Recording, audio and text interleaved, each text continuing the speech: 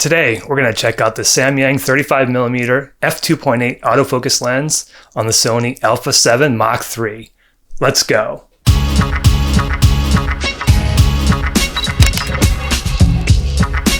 What's going on, everybody? Phil with Photo Gear Fun here today. I wanted to show you this Samyang 35mm f2.8 autofocus lens, and I know Samyang generally makes lenses that aren't autofocus. This one is autofocus. It's made for Sony E-mounts only. So I took it with me on a trip to Las Vegas, and it's actually recording right now. So the video that you're seeing is coming from the a7iii and the Samyang f2.8. I'm shooting at f2.8. My shutter speed is 1/50th of a second, which is I'm shooting in 24p, so that's about what it should be. So all of the video you're going to see of me talking to you is shot on that combination.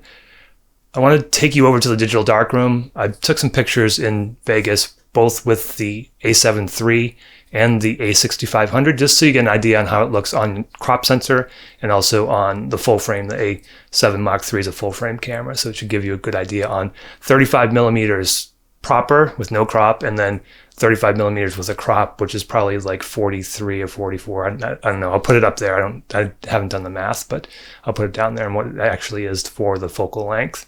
So we'll take you to digital darkroom, show you those pictures, show you some video, and then we'll come back and talk about the pros and cons of this Samyang 35mm f2.8. Welcome to the digital darkroom. I wanted to show you some of the shots we got in Vegas with this Samyang 35mm f2.8 lens. We went to Madame Tussauds, which was attached to our hotel. We stayed at the Venetian. Show you some shots from that, also from one of the malls that we went to. This is Wayne Brady. And pay attention to the information here. For some reason it's showing it as a Sony FE. It's not. It's the Samyang. But you can see it's ISO 2000 and the information about the shot here, shot at f2.8.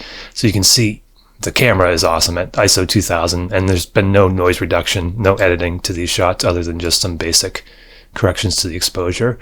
So you can see how sharp this lens is, even at 2.8, and you can see kind of the bokeh in the background. Check out the colors. This is one of Miley. So we're zoomed in now to 100%. We can actually even zoom in further, and you can see just how sharp, once it fills in here, how sharp this lens is. Again, the colors look great. This was shot at ISO 125. Here's some from the mall. So this is shot at ISO 1600. Again, no real editing other than just to change the exposure a little bit. These are raw files. And just look at how sharp it is. Look at the colors. Beautiful colors, beautiful texture. And this is, again, shot at ISO 1600 with no noise reduction, so you can certainly make this look better if you want to apply some noise reduction. Here's one just from outside to give you an idea on what the colors look like. Zoom in on that Vegas sign. You can see it's very, very sharp. Color looks good, contrast looked good. Autofocus was really good. This is one from Caesar's Palace.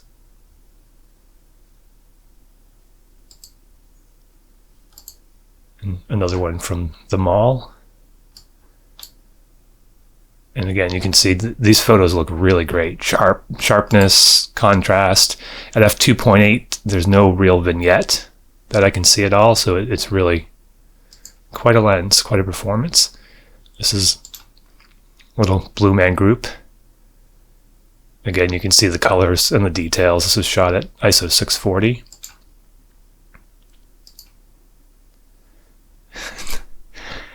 There's my wife chilling with Tiger.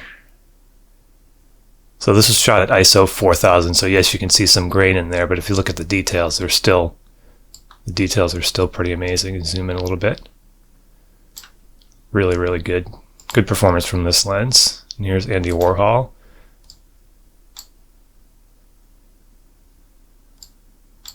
So again, you can see how good this lens really does. And here are a few shots with the a6000 or a6500.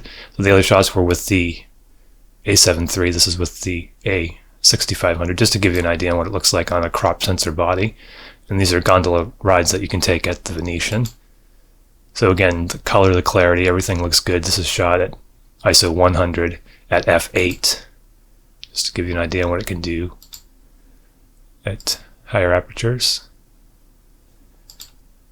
just a picture, a sign for Buddy V's. But again, you can look at the color. You can see everything looks really, really good. And again, these are not edited other than just to make some adjustments to the exposure. Those are the pictures. I'll show you a quick video clip we have, and you can check out the video. It's a little bit shaky. Sorry about that, but you'll get an idea what the video looks like. We'll be in Vegas. Let's get a picture together. You already got your camera out.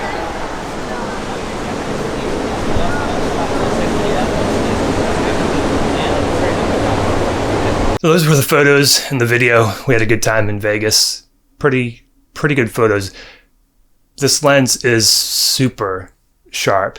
I bought this for $289. I bought it specifically for this trip, although I feel like I'm going to use it on many, many more trips. It's a really lightweight lens. It weighs about 3 ounces. You've got 7 elements and 6 groups. It can focus as close as just under 14 inches. Again, it weighs 3 ounces. It uses 49 millimeter threads, so if you want to put some threads on this, if you're doing landscape shooting, 49 millimeters, so they should be fairly inexpensive threads.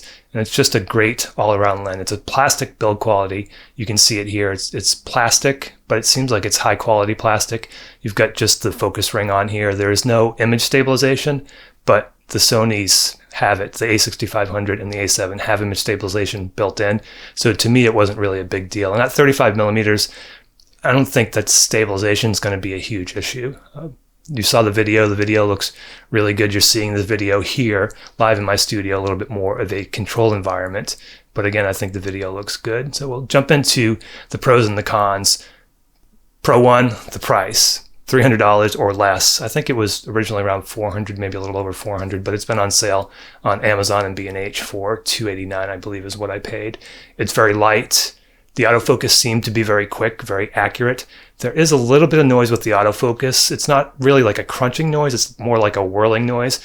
I'll insert some video here that you can hear the noise with. I've got the microphone on the camera, so you'll be able to hear that noise. And just listen to the autofocus noise here and let me know what you think.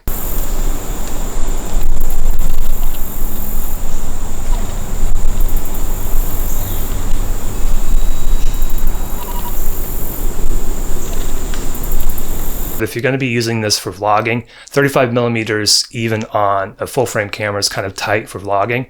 You could certainly do it if you held it out far enough. And the noise in a regular environment where it's not, or where there's a little bit more noise than the environment I tested it in, you probably won't notice it that much, probably won't pick it up that much, only in moments of silence. So I think it still could be used for vlogging. Cons, I don't know, I really can't find any cons with this lens. Maybe possible durability, but at $300 I really wasn't all that concerned about how durable it is. Again, it's light, it's super sharp, the bokeh looks pretty good.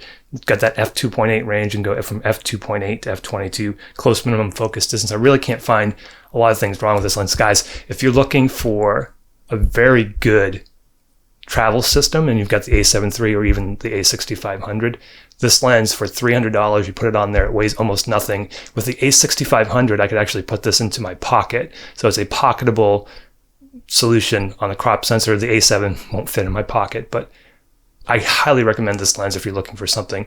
A prime lens, again, it's not a zoom lens, it's a fixed 35 millimeter focus, but focal range. But if you're looking for something in that price range, this lens will not disappoint, guarantee you. Thank you so much for watching this video. If you like what you saw, please give me a thumbs up. If you didn't, give me a thumbs down. That's okay as well. Leave a comment. Let me know what you thought of this video, what you might want to see in future episodes. Thank you for liking and sharing this video as well. We'll see you again in the next video.